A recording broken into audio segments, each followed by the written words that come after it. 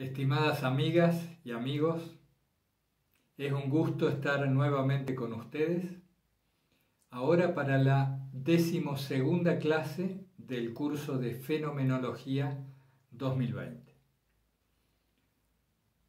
Agradezco mucho la aportación que nos hace Mariano de las tablas de contenidos. Si ustedes se fijan, hemos agregado en la página donde está el listado de clases una tabla de contenidos donde él ha dividido cada vídeo, cada clase, según la temática tratada y en qué minuto del vídeo esa temática empieza a tratarse. Esto facilita mucho el repaso, para que ustedes, si quieren volver sobre alguno de los conceptos o sobre alguno de los temas tratados, no tengan que ver todo el vídeo completo, sino que puedan, remitiéndose a la tabla, elegir el momento de la clase que necesitan ver. Ha sido un arduo trabajo, te lo agradecemos mucho, Mariano. Y también, por supuesto, Fernando Jiménez, que va haciendo un resumen de las clases, el cual también está disponible en la misma página, en la página Fenomenología. Bueno, espero que les haya ido bien o que al menos hayan hecho un buen intento respecto de la práctica sugerida en la clase anterior. He tomado contacto más o menos con el 60% de los participantes del curso de forma privada, personal, o también en la reunión virtual del otro día, que estuvo Ricardo y Eugenio, a quien ha sido un gusto conocer. Entonces, aquellos que quedan todavía por comunicarse, me lo hacen saber por WhatsApp, por correo. Ya saben que puedo adaptar mis horarios, ya que trabajo desde casa. Entonces puedo adaptarme bastante bien para hacer esas pequeñas reuniones o pequeños encuentros personales para evacuar dudas y yo tomar contacto con ustedes y poder ver cómo organizar el resto de este segundo módulo, que después de esta clase van a quedar todavía 8, siempre referidas a prácticas, a recomendaciones de ejercitación, aunque, como van a ver, vamos a seguir agregando conceptos que nos ayuden a comprender. Bien, un tema que vamos a abordar hoy, que como ustedes ven siempre colateralmente tocamos todos los temas, pero vamos a abordar específicamente lo que en algunas corrientes basadas en fenomenología se ha llamado el centro de gravedad del ser humano, la formación de un centro de gravedad. Esto, dependiendo la corriente y la cultura donde se ha estudiado el tema, se le han dado otras denominaciones. Por ejemplo, si lo tuviéramos que adaptar al lenguaje de Filocalía o a un lenguaje más espiritual, ¿qué diríamos? En lugar de decir centro de gravedad, diríamos el corazón espiritual. El corazón espiritual. También podemos decir que a partir de que se forma un centro de gravedad unificado en la persona, en el ser humano, o a partir de que éste se afinca en el corazón espiritual, el ser humano se afinca en el corazón espiritual, empiezan a abrirse lo que en fenomenología llamaríamos nuevos niveles de conciencia o niveles de conciencia más elevados, más atentos, de mayor conciencia de sí. Y nuevamente, si lo traducimos al lenguaje espiritual, estaríamos diciendo que comienza la verdadera apertura de los sentidos espirituales. Esos que, como recordarán por lo hablado en Filocalía, son sentidos interiores, por decir de algún modo, que nos abren a una percepción nueva de nosotros mismos, de la vida, del mundo y de las cosas. Para hablar del centro de gravedad, vamos a tomar un modelo hipotético, un modelo teórico, pero muy verificable en nuestra vida cotidiana, muy verificable por todos. A esto se lo ha llamado el modelo de los múltiples yoes, que dice, básicamente, los múltiples yoes, que las personas vamos cambiando de yo, de forma de ser, digámoslo así, de carácter, de acuerdo a las circunstancias, según la situación en el mundo, en el medio que nos rodea, y según la situación particular que estamos viviendo. También se ha denominado este fenómeno comprobable como la ley camaleónica. Es un aspecto de esta cuestión de los múltiples y variados yoes. La ley camaleónica dice básicamente que tendemos a adaptarnos al medio en el que nos encontramos.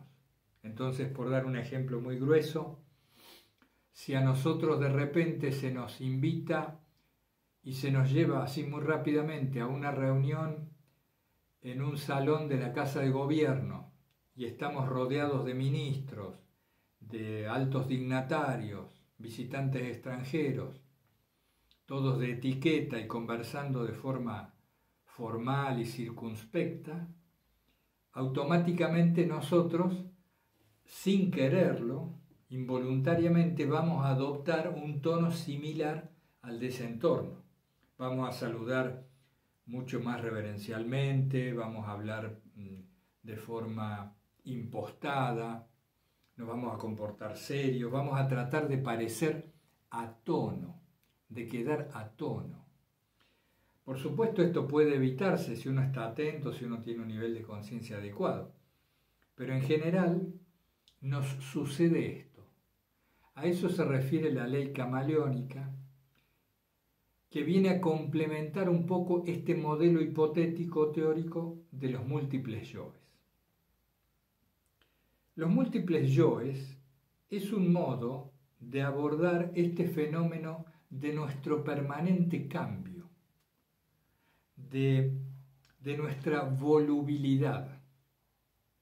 Eso que nos ocurre, que nos planteamos una ascesis, nos hacemos una regla de oración, decidimos cambiar tal conducta, a aquella persona la vamos a tratar de ahora en adelante de tal manera, etcétera, etcétera, y al otro día, a la semana o en el plazo que ustedes quieran, podemos comprobar que nuestro yo, esto es básicamente nuestra mente, ha mutado, se ha transformado.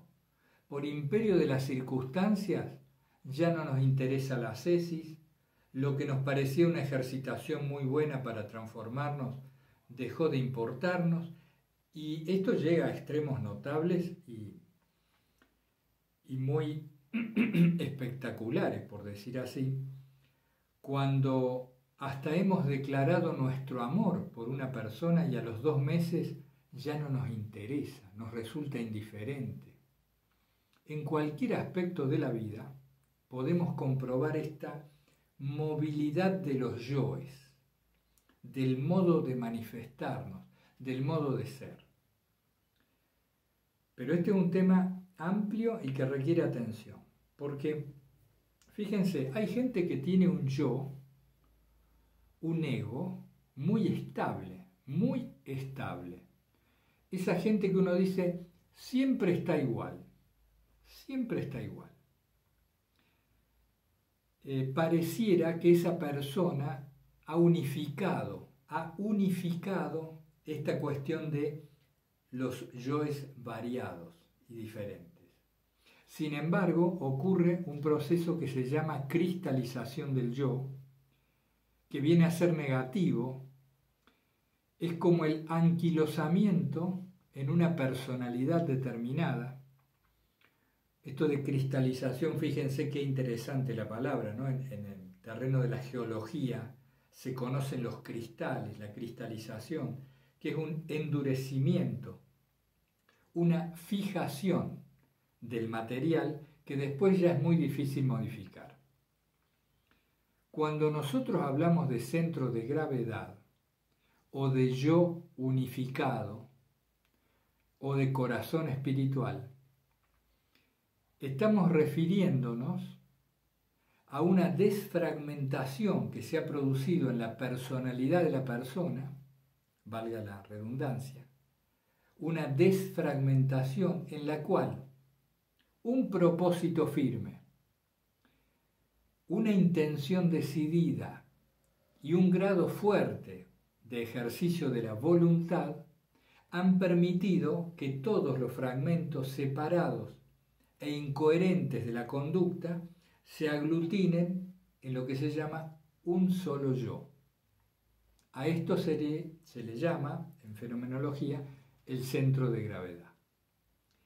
Estoy dando por rodeos, voy y vengo, hasta tratar de fijar el punto.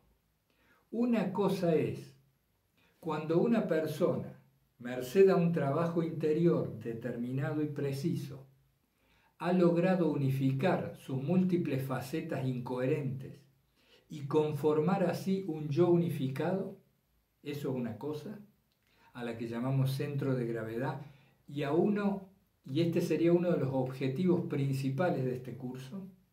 Y otra cosa es que cuando por imperio de las circunstancias y por un automatismo también, la persona se cristaliza en alguno de sus yoes fragmentados.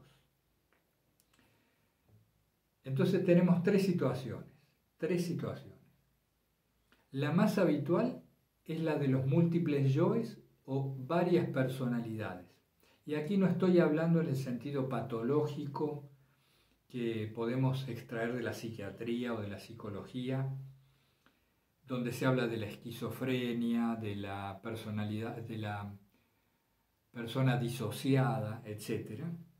Lo estamos hablando en otro plano, atendiendo simplemente a lo que aparece en nuestra vida cotidiana. Acuérdense que eso es la fenomenología, atender a los fenómenos como se nos presentan a cada uno. Entonces, veamos bien esto de los varios yoes. Suponte tú tienes una tarea como profesor de escuela, en una escuela. Tienes además el rol de esposo. Además juegas con tus amigos una vez a la semana al fútbol. También eres paciente de un doctor que te está haciendo un tratamiento y asistes a la parroquia a misa y formas parte del grupo de laicos de esa parroquia. Podemos observar cómo en estas diferentes actividades se manifiesta en nosotros un rol diferente. Hasta nos cambia la voz, nos cambia la actitud y el papel que nos asignamos en cada uno de esos entornos. Si esto fuera una cuestión de adecuar roles, adecuar comportamientos a un entorno determinado, en función de comportarnos correctamente en ese ámbito, bueno, no habría demasiado problema. Nos queda claro que uno no puede ir a la parroquia, a misa o a una reunión comportándose del mismo modo que con los amigos en la cancha de fútbol. Entonces, no hay problema con la adecuación de roles. El problema surge cuando estos roles se transforman en una personalidad. Es decir, nos identificamos con estos roles y con las sensaciones que de ellos derivan. Es como si nos transformáramos. Y esto también tiene que ver con ámbitos interiores. Resulta que a lo mejor los domingos a la tarde nos agarra un yo especial, un yo particular, un yo depresivo, que no le encuentra sentido a la vida. Pero resulta que los miércoles, antes de ir con los amigos, nos agarra un yo entusiasta, chabacano, que le gusta irse de fiesta, beber alcohol, salir con los amigos de parranda. Es decir, los yoes son contrapuestos.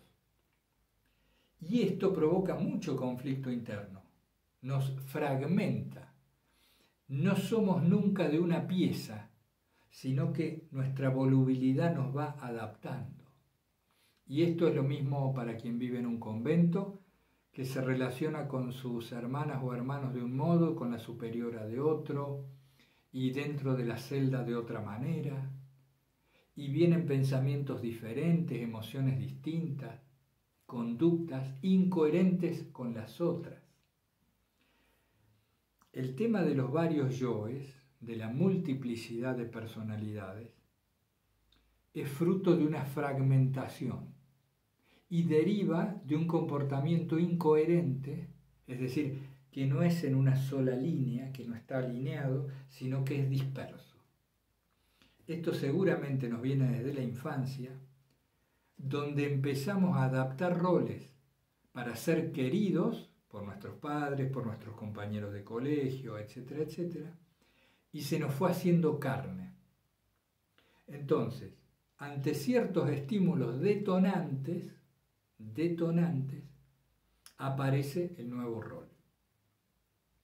Por eso es muy frecuente en la vida espiritual esto de las grandes caídas. Uno ve una persona a lo mejor que es un gran predicador o un buen sacerdote, etcétera, un laico, una profesora, lo que fuera, y después en su vida personal se encuentra con una persona que no puede creer que sea la misma. Y nosotros mismos nos sorprendemos de nuestras propias incoherencias.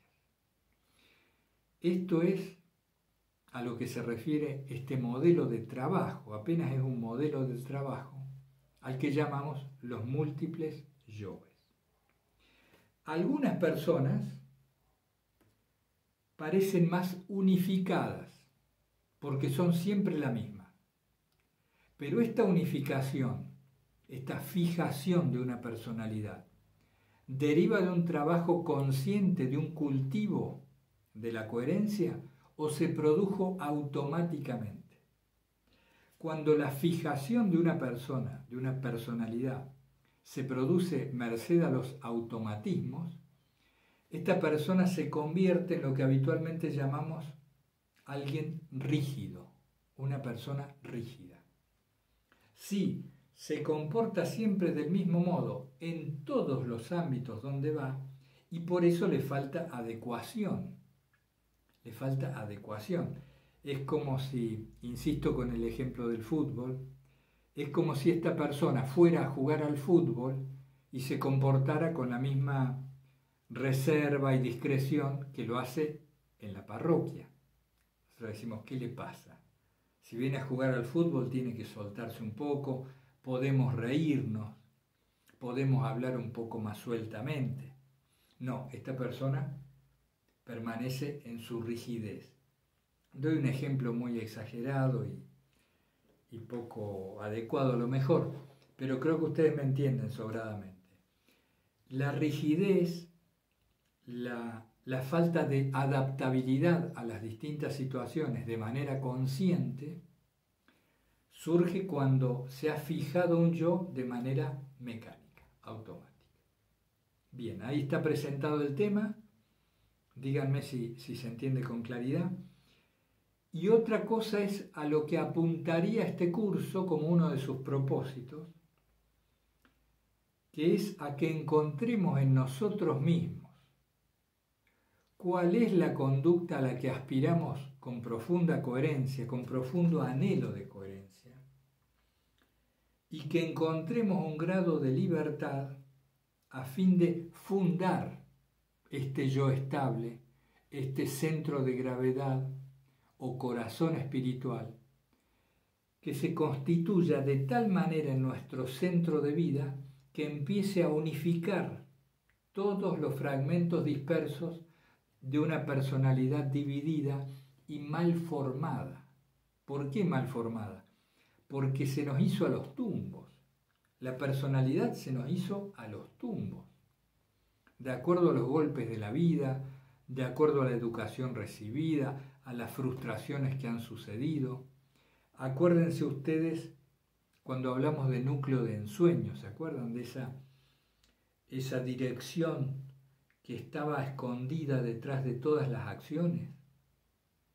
que nos guiaba sin darnos cuenta hacia un ideal que nunca alcanzamos? Bueno, cuando una persona tiene más de un núcleo de ensueño y la carga energética de estos núcleos de ensueño es más o menos similar, se produce también esta cuestión de la fragmentación del yo, de la división de la persona, y que genera sentimientos muy destructivos, de mucha tragedia interior en ocasiones, porque la persona bien intencionada no puede entender esto que le pasa. Y esto forma parte también de lo que siempre decimos, ¿no? Que San Pablo mencionaba.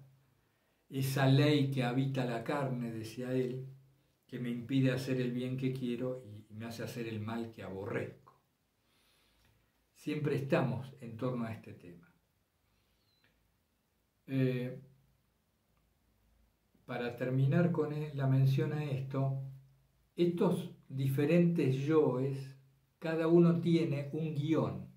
Es como si cada yo fuera un personaje que tiene un guión escrito, determinado, y que al ponerse en marcha el detonante ya se despliega con entera soltura ese guión.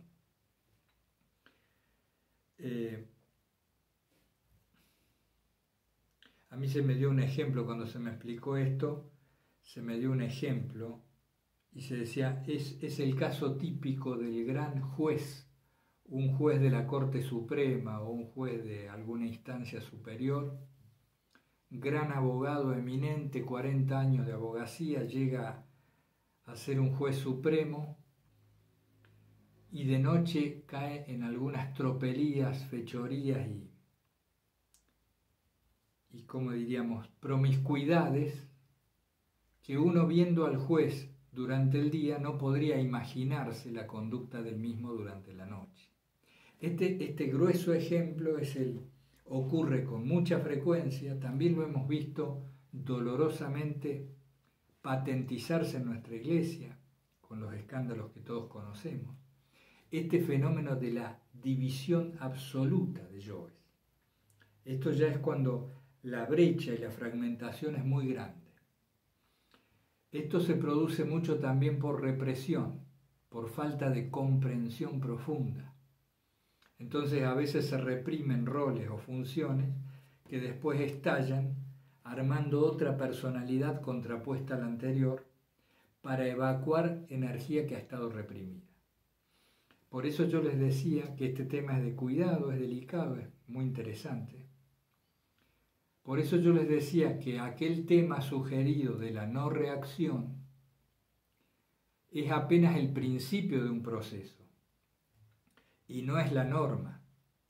Esto de reprimir la reacción que quiere surgir sirve solamente al principio para conocer lo que tenemos dentro y para ejercitar un poco la atención y el músculo de la voluntad, por así decirlo. Pero esto es solo el paso inicial. Hay que ir creciendo en conciencia y en ejercitación sucesiva para poder unificarnos. Ya seguimos.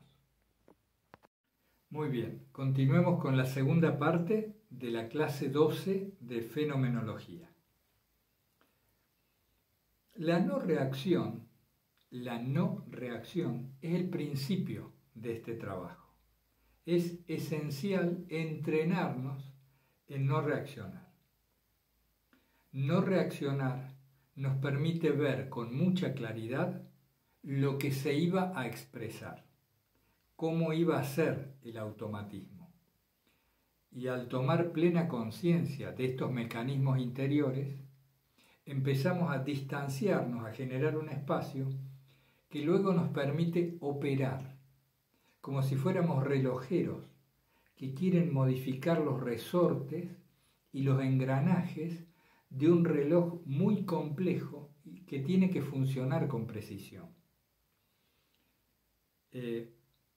La no reacción la podemos aplicar en cualquier momento del día y en cualquier ámbito en el cual estemos en ese momento, cualquier ámbito interior o cualquier ámbito exterior. También en cualquiera de los centros de respuesta. Por ejemplo, no reaccionar puede implicar dejar de reprocharle a la persona que vive con nosotros aquello que siempre le criticamos. No reaccionar puede implicar no verbalizar aquellas pequeñas frases y expresiones de fastidio ante cada cosa que no sale como queremos, o dejar de quejarnos. No reaccionar puede ser caminar lento si habitualmente caminamos rápido, o caminar deprisa si habitualmente tenemos una inercia muy grande y un letargo que nos impide caminar. La no reacción por lo general es el opuesto de la conducta más automática. Pero si tuviéramos que elegir a qué campo específico de nuestra vida dedicarnos para aprender a no reaccionar, yo les sugiero el tema de las emociones negativas. Permanentemente se están produciendo en nosotros emociones negativas de diferentes grados, de diferente intensidad. Porque como decíamos en la clase anterior, se nos ha hecho carne el acto ritual. Responder ineficazmente a las situaciones que nos desagradan o que necesitan de una transformación. Esta respuesta ineficaz son las emociones negativas, que por supuesto generan conductas inadecuadas. Mi maestro espiritual, en una ocasión, él trabajaba mucho los íconos, también pintaba. En una ocasión que yo pude presenciar, se le cayó, digamos, de su mesa de trabajo en su atelier, se le cayó un gran frasco de tinta, una tinta particular y especial que él usaba para sus trabajos, tinta que era muy costosa y que además una vez que se aplicaba no se podía borrar. Bueno, este frasco se cayó produciendo una enorme dispersión de las manchas de tinta en varios trabajos que estaban casi terminados y en todo el taller de trabajo. O sea, fue una catástrofe. A mí me impactó muchísimo su no manifestación de fastidio. Él permaneció tranquilo y no habían pasado ni, yo no sé si 3 segundos, que ya estaba con un trapo en la mano empezando a reparar el daño o a evitar que esto fuera peor aún. Me quedé muy impactado y a raíz de esto charlé bastante sobre el tema. Esta no reacción se le había transformado a él en segunda naturaleza. Esta no reacción se le transformó en segunda naturaleza. Es decir, ya no le costaba no reaccionar. Sin esfuerzo alguno, él permanecía tranquilo, impasible. Ya se producía inmediatamente, junto con la vivencia, la aceptación de lo ocurrido y funcionalmente se ponían en marcha acciones reparadoras o coherentes con lo sucedido y se manifestaba una notable ausencia de emociones negativas, de descarga de tensiones. Les digo, a mí me impactó y me hizo creer que esto era posible. Y poco a poco, si uno pone en práctica este tipo de enseñanzas, ve el crecimiento en uno de cierto espacio que le permite un mayor margen de libertad respecto de las reacciones. Yo les sugiero, les enfatizo, les recomiendo elegir algún aspecto que a ustedes les parezca bien y empezar a ejercitar el músculo de la no reacción. Como dijimos, es una primera etapa. Si se lo toman en serio, van a ver que se produce, a medida que no reaccionamos, se produce un acrecentamiento de nuestra capacidad de no reacción. Se retroalimenta. Uno empieza a acumular energía y a sentir una mayor carga en la voluntad. Es como si nos sintiéramos más capaces de vencer los automatismos. Pero como todo proceso de entrenamiento, al principio se empieza muy de a poco. No hay que ambicionar demasiado, hay que empezar por cosas simples. Por ejemplo, no reaccionar puede ser lavar los platos después de comer si habitualmente no los lavo. Fíjense bien, estudien cada situación qué sería la no reacción para mí en ese aspecto determinado. Pero elijan también, les sugiero, estar atentos a las emociones negativas. Ver cómo nace la ira y cómo se expresa y lo que logra al expresarse. Descargar esta tensión, criticar al otro para degradarlo y ponerme por encima. Las emociones negativas esconden mucha riqueza de significado y de conocimiento. Si empezamos a ponerle freno en serio, o al menos a tomarnos un espacio de tiempo mínimo entre el hecho y la reacción, van a ver cómo esto crece en nosotros y se nos amplía el grado de libertad, por decirlo de algún modo. ¿Qué más? No reaccionar desde el principio de todo, nos vamos desidentificando de a poco, generando un espacio mayor entre el hecho y la reacción. Yo les voy a sugerir en esta ocasión también otro ejercicio. Es decir, tenemos el de la no reacción de la clase anterior, lo continuamos en esta, con mayor énfasis. Y de todas las no reacciones posibles, si pueden priorizar alguna emoción negativa como punto central del ejercicio, mucho mejor. ¿Qué otro ejercicio les agrego? Les recomiendo muchísimo. A mí me ha sido muy útil y me es muy útil aún hoy. Al final del día tomarse 5 minutos y recorrer mentalmente lo hecho durante el día. Es muy improbable que lo hagamos. Cuesta muchísimo al principio, da mucha pereza, mucha fiaca, como se dice por aquí. Primero por tomarse los 5 minutos. En la vorágine en que vivimos habitualmente vamos de una actividad a la otra sin descansar nunca, ¿no? A veces ni nos acordamos de respirar. Siempre estamos en el más allá, el momento siguiente. Entonces ponernos a estudiar, a revisar lo hecho durante la jornada, 5 minutos en quietud, a lo mejor con papel y lápiz, sería fantástico, pero es muy difícil. Aunque sea difícil, tenemos que recomendar lo que hay que recomendar. Si puedo recorrer mentalmente de modo liviano, no exhaustivo, lo hecho durante la jornada, me voy a ir percatando cada vez más del automatismo tremendo en que estoy sumergido. Y voy a empezar a detectar en los días sucesivos de esta práctica cómo permanezco más atento.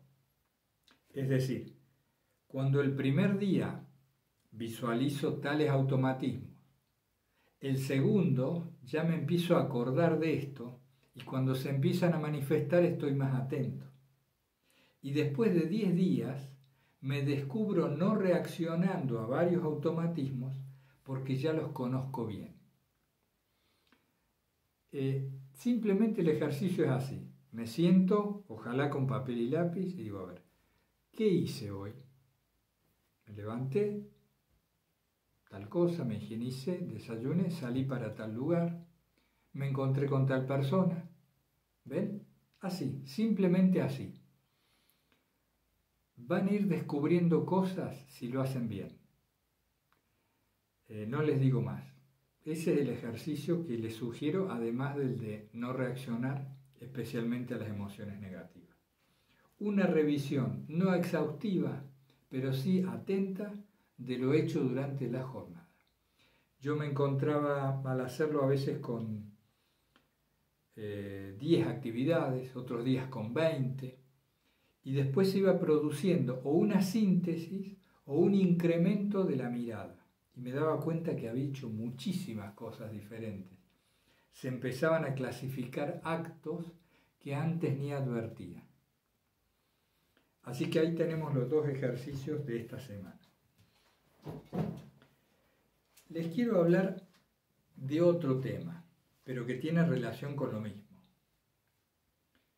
que es el tema de la decisión o de la determinación profunda, que si lo traducimos al lenguaje espiritual le llamaríamos la consagración. En la vida de todos podemos reconocer momentos de quiebre, ¿no? Un antes y un después, como suele decirse. Quizá aquel hecho me hizo realmente pasar de la infancia a la adolescencia, me sentí un hombre a partir de tal otro suceso, etc. Estos momentos de quiebre o estas encrucijadas que se resuelven en uno u otro sentido, la mayoría de las veces ocurren también mecánicamente, como resultado del juego de los acontecimientos y situaciones de nuestra vida.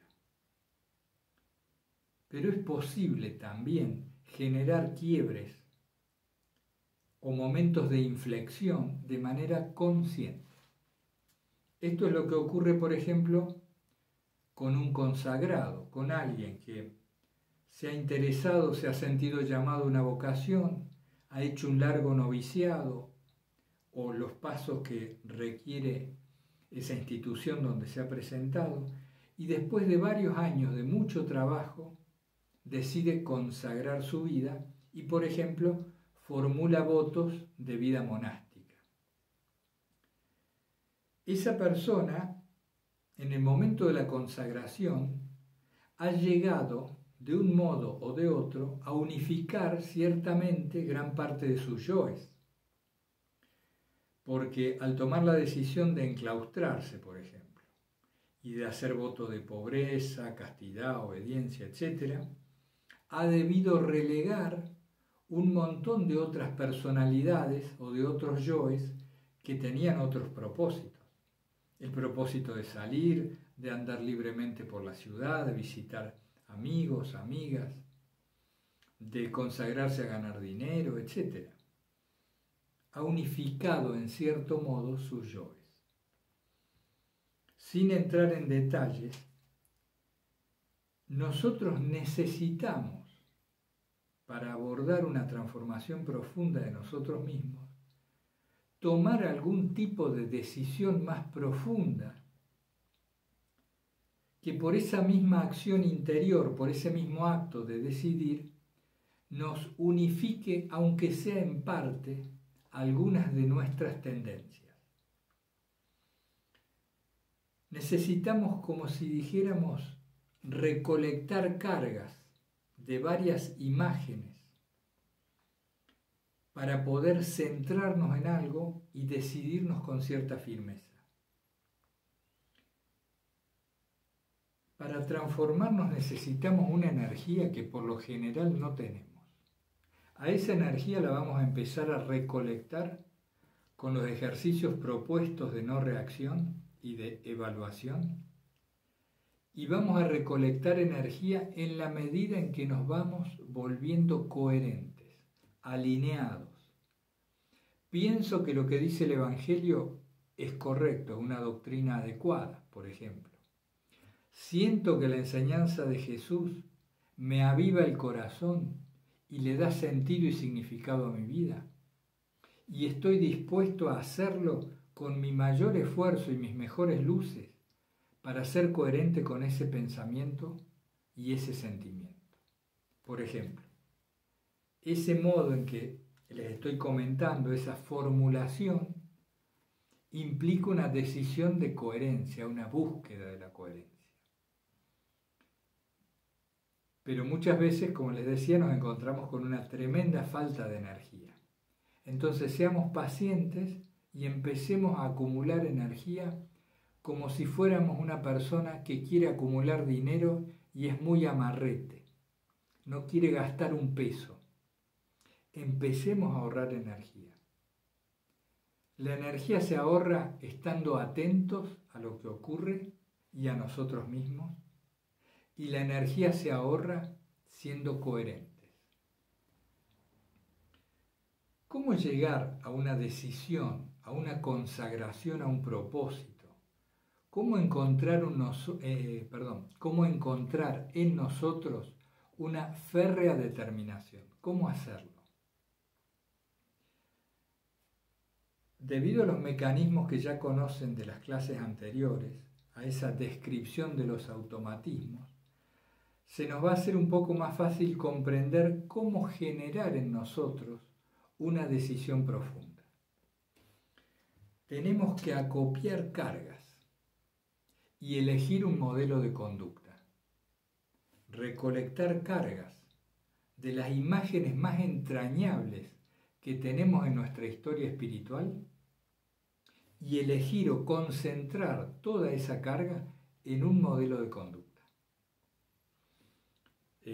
Obviamente puede ser Jesús, pero para algunas personas puede ser aquel maestro o profesor que le fue tan querido y que sintetizaba para él todo lo bueno de un ser humano. O puede ser una madre, o un amigo, o hasta un personaje de una película que nos haya parecido admirable y del cual quisiéramos incorporar en nosotros alguna particular virtud. Entonces, necesitamos un modelo de conducta y acopiar cargas. Yo les decía, a partir de imágenes entrañables. Por ejemplo, en el caso de un matrimonio, doy un ejemplo que estuve conversando uno de estos días. Un matrimonio después de varios años se encuentra apagado en su amor, aburridos de la vida que llevan, se quieren, pero de un modo tan opaco y desvaído que a veces les parece no sentir nada. Entonces, este matrimonio me contaba que tuvieron todo un trabajo, ¿no?, de psicológico y de acompañamiento espiritual. Entonces me contaban que el primer ejercicio que hicieron fue de empezar a recordar aquello que los unió, los ideales que tenían al principio, los proyectos que se habían planteado, los intangibles, todas aquellas cosas que no eran materiales y que ellos tenían como importantes para su vida en común. Recordaron sus primeros besos, sus acercamientos, también sus charlas. ¿Esto qué es? Esto es acopiar cargas. Esto es acopiar cargas. Se empieza a concentrar la energía nuevamente en una nueva imagen. Decimos, queremos ahora esta relación. Otro ejemplo es el de un monje que, por ejemplo, siente apagada su devoción, ya no sabe para qué está en el monasterio, etc. Y empieza a recordar, ¿por qué vine aquí? ¿Qué buscaba yo en el monasterio? Buscaba a Dios. ¿Y cómo buscaba yo a Dios?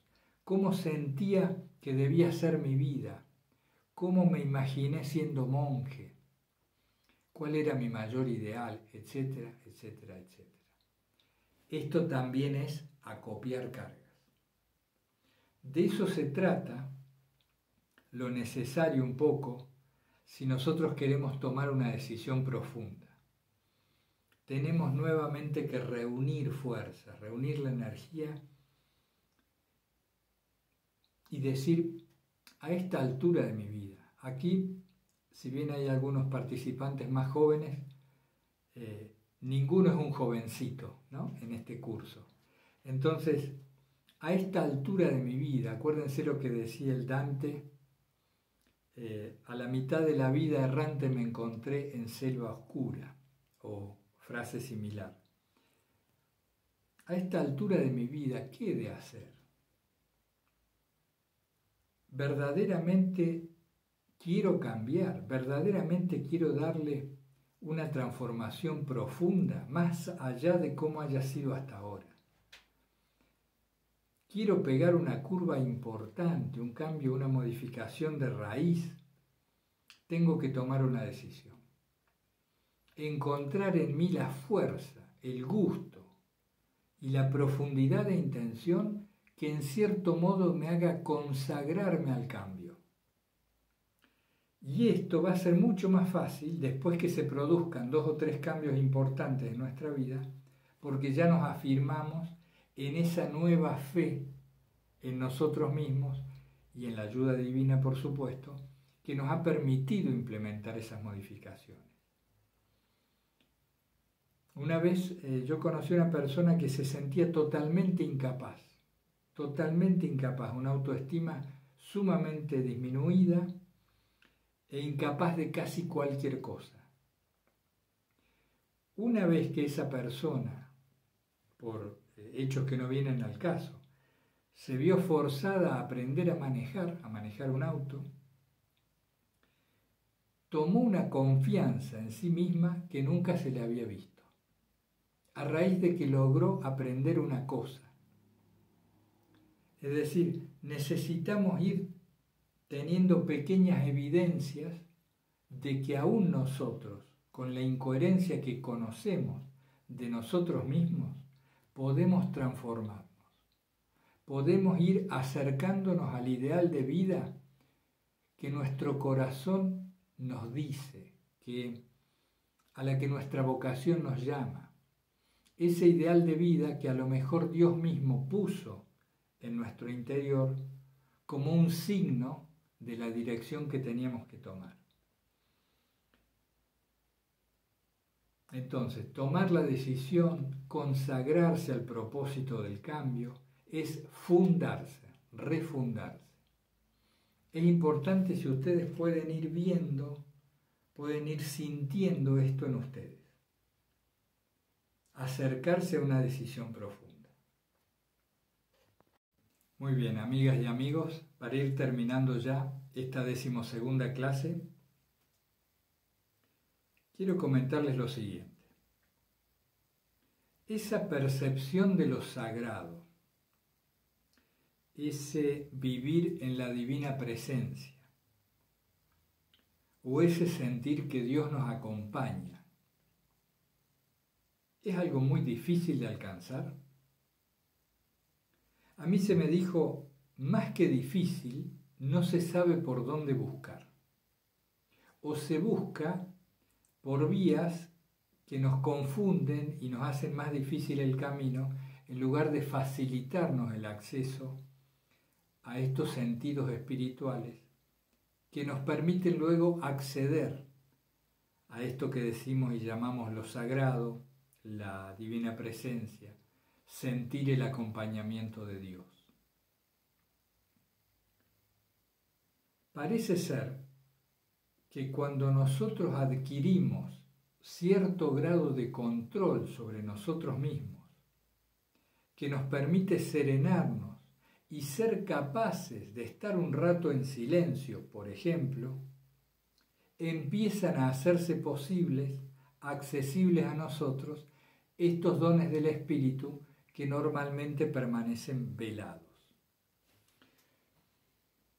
Se dice, la gracia siempre está. Lo que no suele haber es recipientes adecuados para recibirla.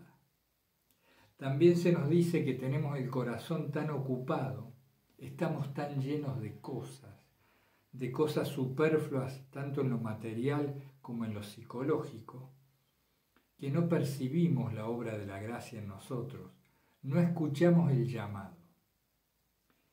Es como si tuviéramos el televisor prendido en un muy alto volumen, que de tan alto no nos deja escuchar que nos están golpeando la puerta, allá, a la entrada de la casa. Nunca recibimos a quien nos viene a visitar.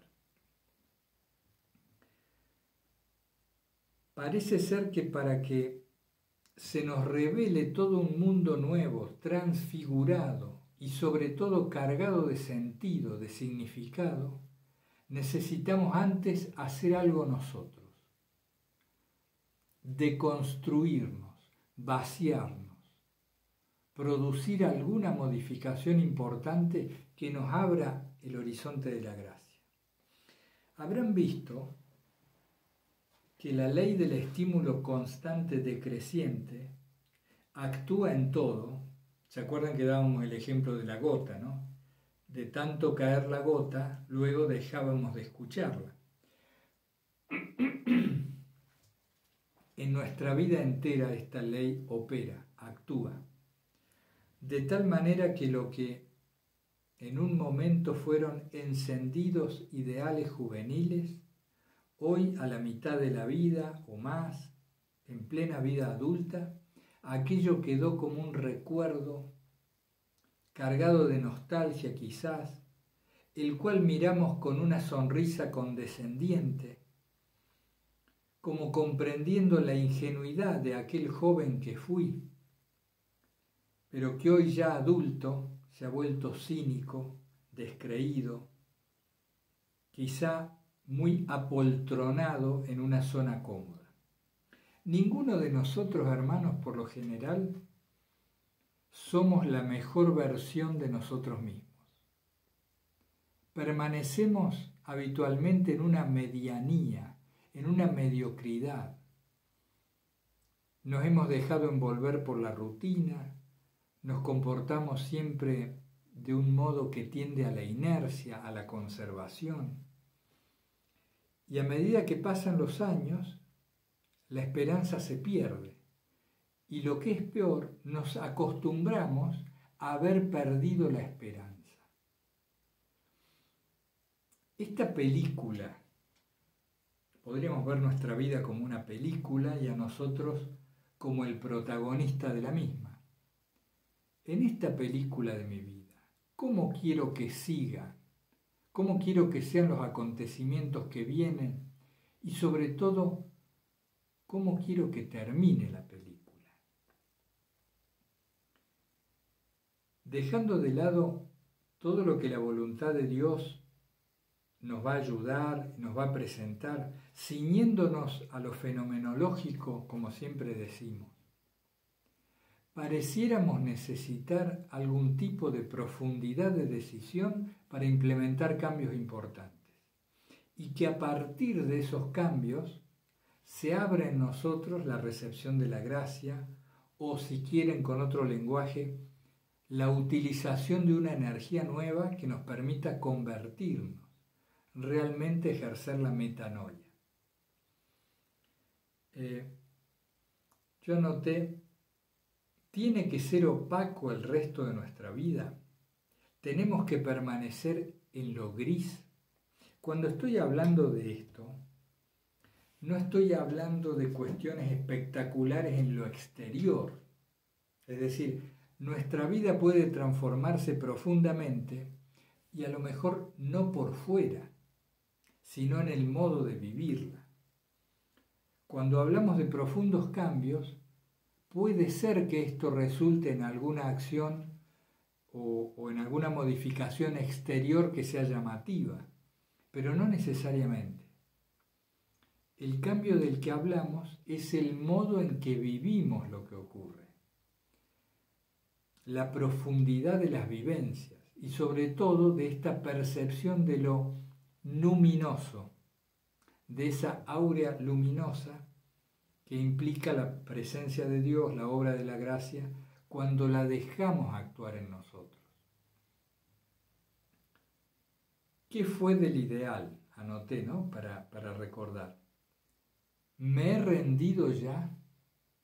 ¿Me he rendido ya?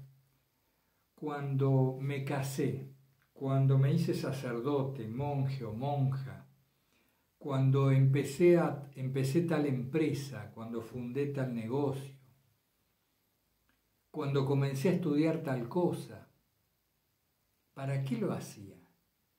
¿Qué pretendía? ¿Qué buscaba realmente en la profundidad del corazón? Habitualmente, por la ley del estímulo decreciente que mencionábamos, esto se va apagando. Si no tomamos conciencia y no nos hacemos dueños de nosotros mismos en la medida de lo posible, habrá que ver hasta qué grado esto es posible. Si no nos hacemos dueños de nosotros mismos, la inercia de la vida nos deja en un lugar en el que seguramente no vamos a querer estar.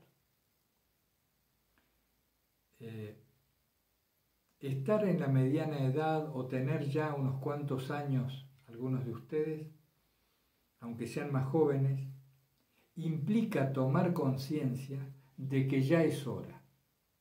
Ya es hora. ¿Por qué no? Ya es hora de implementar cambios importantes. Por ejemplo, imaginen que ustedes tienen hacia la derecha la posibilidad de subir una montaña y hacia la izquierda un río al cual podríamos sumarnos, subir a un bote e ir por el río abajo. O la montaña o el río. ¿Cuándo se dice que una persona tomó la decisión? Cuando empezó a ir en una de las dos direcciones. Mientras permanezco en la encrucijada, por más que me diga que decido, no decido. Es solo la conducta lo que manifiesta la realidad del haber decidido, del haberme consagrado a un camino. ¿Qué quiero decir con esto? Que hasta que no nos pongamos en marcha no sabremos si la decisión que hemos creído tomar es real o no. Estoy tratando de acopiar cargas, yo también, para ir abonando el terreno como si fuera un jardín, buscando una decisión profunda en todos que nos ayude a hacer este laboratorio y esta ejercitación práctica. Cada uno lo hará en la medida que le guste, que quiera, que pueda. Así también lo hacemos nosotros. ¿Qué nos puede quedar de esta clase? No, eso es lo básico. Necesitamos ejercer sobre nosotros mismos algún grado de control para limpiar, para vaciarnos, para dejar lugar a lo nuevo. Empezamos con la no reacción y con la evaluación de la jornada que vivimos, de los principales actos. Simplemente recorrerlos, ni siquiera juzgarlos, no hace falta clasificarlos, recorrerlos con la mente, con la linterna de la atención. Bueno, estamos disponibles, ya saben, les agradezco sus comentarios, aportes, consultas, y mientras más nos dediquemos a la práctica, más conclusiones vamos a sacar y más fácil nos va a ser continuar este proceso.